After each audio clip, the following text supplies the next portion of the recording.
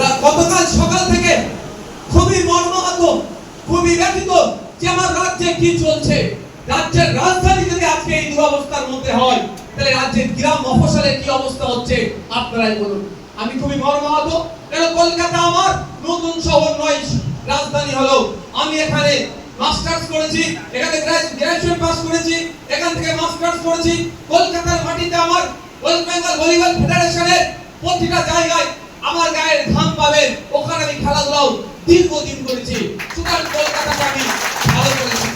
দেখলাম কি যে রাজ্যের রাজধানী, রাজ্যের যে সময় একটা দেশের রাজধানী ছিল, সেই জায়গায় আজকে বিদ্যুতের ইলেকট্রিক শকে প্রায় 8-10 জন মারা গেল।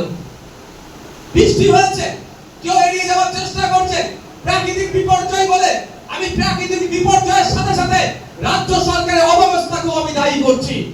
আমি বলছি না যে প্রাকৃতিক বিপর্যয়, অবশ্যই প্রাকৃতিক বিপর্যয়, কিন্তু এই বিপর্যয়টা এতটাই আমাদের উপরে নেমে আসতো না যদি সরকার সিটটা সোজা রেখে এই যারা ওয়েটল্যান্ড গুলোকে বুঝিয়ে দিয়েছে, যারা খালগুলোকে বুঝিয়ে বাড়ি করেছে, যারা আপনার নর্দমা গুলোকে, ড্রেন গুলোকে, যাদের দায়িত্ব ছিল, যে টাকা খরচ করে সরকার, সেই টাকায় ওরা মৎস্য করেছে, টাকাটাকে লুট করেছে।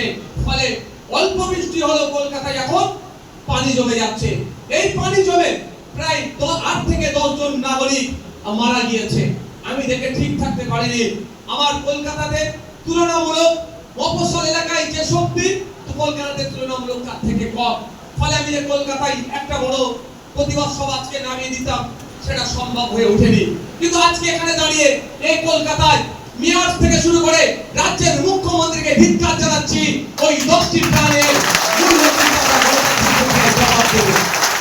প্রতিবাদ জানাচ্ছি, কিন্তু প্রতিবাদ শুধু ফেসবুকে লিখে চুপ করে থাকার ছেলে আমরা নয়।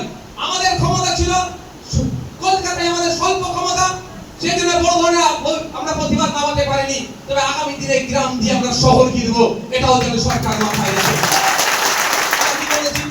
গত রাত্রি কলকাতা হাইকোর্টের স্বনামধন্য আইনজীবী ফিরদাউস শামীম সাহেবের সাথে আমি আলোচনা করি যে দাদা, আমাদেরকে একটা চুপ করে বসে থাকলে হবে না, এই সরকারের বিচারিতার জবাব দিতে হবে। সরকার একদিকে বলছে ইলেকট্রিক ডিপার্টমেন্টের দোষ, আর ইলেকট্রিক ডিপার্টমেন্ট সরকারের দিকে ঠেলে দিচ্ছে। এই দায় ঠেলাঠেলি চলছে। 10টা পরিবার শুধু ধ্বংস হয়নি। এই সময় আপনারা জানেন দুর্গা উৎসবের সময়, এই সময় কুমারটুলিতে ঠাকুর তৈরির কাজ চলছিল। এইভাবে সেখানেও আজকে জলমগ্ন হয়ে গিয়েছে, তারাও চিন্তিত। শুধু তাই নয়, এই দুর্গা উৎসবের সময়, এই শারদ উৎসবের সময় ছোট ছোট যে সমস্ত ফুটপাতের দোকানদাররা মাল নিয়ে বিক্রি করবে, যেখানে রাখবে, সেগুলো জলমগ্ন হয়ে গেছে, সেগুলো অনেক নষ্ট হয়ে গেছে। শুধু তাই নয়, বই পড়া, আমরা যাকে বলি কলেজ স্টুডেন্ট, বইয়ের দোকানেও পানি ঢুকে হাজার নয়, লাখো নয়, কোটি টাকার বইও নষ্ট হয়ে গিয়েছে। আমাদেরকে চুপ থাকলে হবে না। তাই ফিরদাউস শামীমদার সাথে কথা বলে, শামীমদাদের সাথে কথা বলে, এবং সর্বোপরি আমাদের সকলের ভালোবাসার অত্যন্ত শ্রদ্ধেয় সম্মানীয়, আমি যাকে আজকের দিনেও মনে করি 2026 সালে মুখ্যমন্ত্রীর মুখ করে লড়াই করা দরকার, সেই বিকাশ রঞ্জন ভট্টাচার্য স্যারকে কথা বলে তার পরামর্শ নিয়ে আমি কলকাতা হাইকোর্টে আজকে জনস্বার্থ মামলা দায়ের করে এসেছি যে সরকারকে জবাব দিতে হবে। যেভাবে ক্ষতিগ্রস্ত হয়েছে মানুষ, এটা সরকারের ব্যর্থতার জন্য ক্ষতি হয়েছে। আপনার নিকাশি ব্যবস্থা ঠিক রাখার দায়িত্ব হচ্ছে কর্পোরেশনের, সরকারের। অল্প বৃষ্টি হলেই কেন কলকাতা ডুবে যাচ্ছে, এটার থেকে পরিত্রাণ পাওয়ার দায়িত্ব কাজ আমার নওশাদ সিদ্দিকীর নয়, যারা সরকার চালাচ্ছে। তাই সরকারের জন্যই পানি জমেছে। ওই পানিতে বিদ্যুৎ নষ্ট হয়ে, বিদ্যুতের ইলেকট্রিক শক লেগে আমার 10 জন মানুষ মারা গিয়েছে। এই 10টা প্রাণের শুধু টাকা দিয়ে সমস্যা সমাধান করলে হবে না, এবং এর সাথে যারা জড়িত তদন্ত করার জন্য কলকাতা হাইকোর্টের আমি দ্বারস্থ হয়েছি, জনস্বার্থ মামলা দায়ের করেছি। আমি একটা কথা বারবার বলি আপনাদের, যে মাঠে ময়দানে লড়াই হবে, আইনি লড়াই হবে। তাই আমরা এই 10টা কাউটাকে উঠে উপরে বসাও, চলে বসতে মাঠে ময়দানে যেমন আমরা লড়াই করব, সে অবশ্যই এর জবাব দেব গণতান্ত্রিক প্রক্রিয়াতে। আরেকটা লড়াই জায়গা হচ্ছে আইনি লড়াই।